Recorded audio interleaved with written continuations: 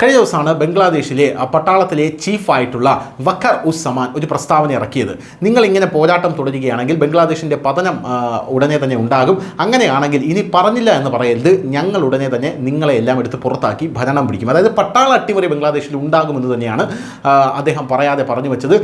ഈ വഖാർ ഉസ് സമാൻ എന്ന് പറയുന്നത് ഷെയ്ഖ് ഹസീനയുടെ വലം കൈയാണ്. ഷെയ്ഖ് ഹസീന എന്ന് പറയുന്ന ഭരണാധികാരിയെ ബംഗ്ലാദേശിൽ നിന്നും ഇന്ത്യയിലേക്ക് സുരക്ഷിതമായി എത്തിക്കാനായി ഷെയ്ഖ് ഹസീനയുടെ മുഴുവൻ സംരക്ഷണവും ഏറ്റെടുത്തിരുന്ന ചീഫാണ് വഖാർ ഉസ് സമാൻ എന്ന് പറയുന്നത്. യൂനിസ് വന്ന ശേഷം വഖാർ ഉസ് സമാനെ വലിയ രീതിയിൽ മാറ്റാനുള്ള ശ്രമങ്ങൾ നടത്തിയെങ്കിലും നടന്നില്ല. ഇപ്പോൾ ഈ പട്ടാള അട്ടിമറിയിലേക്ക് ഒരു ചുവടുവയ്പ് കൂടെ നടന്നിരിക്കുന്നു. യൂനിസിന് വലിയ തിരിച്ചടി കിട്ടിയിരിക്കുന്നു എന്ന തരത്തിലുള്ള റിപ്പോർട്ടുകളാണ് നമുക്ക് ലഭിക്കുന്നത്. ബംഗ്ലാദേശിലെ ഇടക്കാല സർക്കാരിന് കനത്ത തിരിച്ചടിയായി. ഷെയ്ഖ് ഹസീനയെ അധികാരത്തിൽ നിന്ന് പുറത്താക്കുന്നതിൽ നിർണായകമായി പങ്കുവഹിച്ച് യൂനിസിനെ പൂർണ്ണ പിന്തുണയും കൊടുത്തിരുന്ന വിദ്യാർത്ഥി നേതാവായിട്ടുള്ള മുഹമ്മദ് നഹീദ് ഇസ്ലാം ഇൻഫർമേഷൻ ആൻഡ് ബ്രോഡ്കാസ്റ്റിംഗ് ഉപദേഷ്ടാ സ്ഥാനത്ത് നിന്ന് രാജിവെച്ചിരിക്കുന്നു എന്നാണ് അറിയാനായി സാധിച്ചത്. പട്ടാള അട്ടിമറി മുന്നിൽ കണ്ടുകൊണ്ടാണ് അദ്ദേഹം രാജിവെച്ചിരിക്കുന്നത്. അദ്ദേഹം രാജിവെച്ച് ഇപ്പോൾ രാജ്യം വിടുകയാണോ എന്നുള്ള ചോദ്യമാണ് ഇപ്പോൾ ഉയർന്നു വന്നിരിക്കുന്നത്. റിപ്പോർട്ടുകൾ പ്രകാരം നഹീദ് മുഹമ്മദ് യൂനിസിന് രാജി സമർപ്പിച്ചു കഴിഞ്ഞു. സർക്കാരിൽ തുടരുന്നതിന് പകരം തെരുവുകളിൽ പ്രവർത്തിക്കാൻ ഞാൻ പോവുകയാണ് എന്ന് പറഞ്ഞാണ് ഇയാൾ പുറത്തേക്ക് പോയത്. നമുക്കറിയാം, നേരത്തെ BNP നേതാവായിട്ടുള്ള വനിതയായിട്ടുള്ള ഷെയ്ഖ് ഹസീനയോടൊപ്പം തന്നെ നിൽക്കുന്ന BNPയുടെ വനിതാ നേതാവ് നേരത്തെ തന്നെ ലണ്ടനിലേക്ക് പറന്നിരുന്നു. ലണ്ടനിലേക്ക് പറഞ്ഞതിനെക്കുറിച്ച് ചോദിച്ചത് എന്താണെന്ന് ചോദിച്ചപ്പോൾ ഞാൻ ചികിത്സിക്കാനായി പോവുകയാണ്, എനിക്ക് ശാരീരികമായിട്ടുള്ള ചില അസുഖങ്ങളുണ്ട് എന്ന് പറഞ്ഞാണ് ഇവർ പോയത്.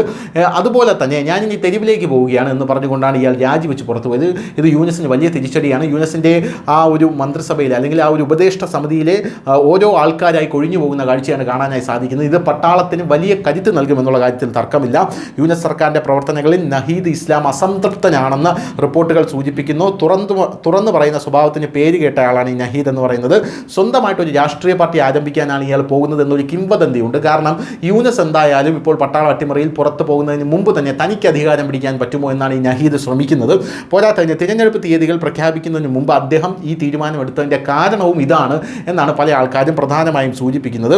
നഹീദ് ബംഗ്ലാദേശിൻ്റെ ഭാവി പ്രധാനമന്ത്രിയാകുമോ എന്നുള്ള ചോദ്യമാണ് ഇപ്പോൾ ഉയർന്നു വരുന്നത്. എന്തായാലും പട്ടാള അട്ടിമറി ഉണ്ടായിക്കഴിഞ്ഞാൽ ആർക്കും ഇല്ലാതെ പ്രധാനമന്ത്രി സ്ഥാനം അങ്ങനെ തന്നെ കിടക്കുമെന്നുള്ള കാര്യത്തിൽ തർക്കമില്ല. ബംഗ്ലാദേശിന് പട്ടാള അട്ടിമറി ഒരു പുത്തരിയല്ല. നേരത്തെയും പട്ടാള അട്ടിമറി ബംഗ്ലാദേശിന് ഉണ്ടായിട്ടുണ്ട്. അവാമി ലീഗിൻ്റെ മുജീബുൾ റഹ്മാൻ്റെ വലിയ കൂട്ടക്കൊലയ്ക്ക് ശേഷം, അതായത് മുജീബുൾ റഹ്മാനെയും കുടുംബത്തെയും കൂട്ടക്കൊല ചെയ്തതിനു ശേഷം പട്ടാള അട്ടിമറി തന്നെയാണ് അവിടെ വന്നത്. പിന്നെ ഒരു സ്റ്റേബിൾ ആയിട്ടുള്ള ഭരണം ബംഗ്ലാദേശിൽ വന്നു എന്ന് പറയാൻ 2009 മുതലുള്ള ഷെയ്ഖ് ഹസീനയുടെ ഭരണമാണ്. അതിപ്പോൾ 2024 ആയപ്പോഴേക്കും അട്ടിമറിയിൽ വിദ്യാർത്ഥി പ്രക്ഷോഭത്തിൽ തെറിക്കുകയും ചെയ്തു. ആ ഒരു സാഹചര്യത്തിൽ യൂനിസ് അധികാരത്തിൽ കയറി. ഇനിയൊരു പട്ടാള ഭരണമാണ് ബംഗ്ലാദേശിൽ വരുന്നതെങ്കിൽ ആ പട്ടാള ഭരണം എന്ന് പറയുന്നത് ഈ വഖാർ ഉസ് സമാൻ എന്ന് പറയുന്ന ആർമി ചീഫിൻ്റെ നേതൃത്വത്തിലായിരിക്കും. അങ്ങനെയാണെങ്കിൽ ഷെയ്ഖ് ഹസീന അങ്ങോട്ടേക്ക് തിരിച്ചെത്താനുള്ള സാധ്യതയും വളരെ കൂടുതലാണ്. News India Malayalam.